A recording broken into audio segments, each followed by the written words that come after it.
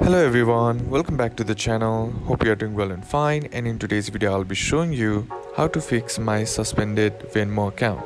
So without wasting any time, let's just jump right on the video and make sure to watch this video till the end and follow the steps as well.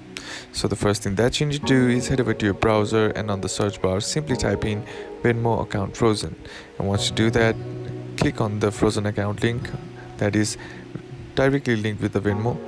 And once you do that, here you'll be sent to the Venmo help center. Scroll down until you find the article that says submit a request, and now all you gotta do is enter in the details, and then on the tell us what's up, what you need to do is briefly explain about the problem that you are having, and then attach a screenshot in the attachment section if possible, and then click on submit.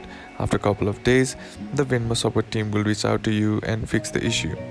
You can also click on the search bar and type in suspended, and then select the option which is suitable for you, or you can also call in the given number and directly talk to the Venmo support team, and they will give you the solutions and help you fix your problem. And that's basically how you can do it. And that's it for today's video, guys. Hope this video was useful to you. Leave a like if it did, comment down below what the next video should be on, consider subbing to the channel.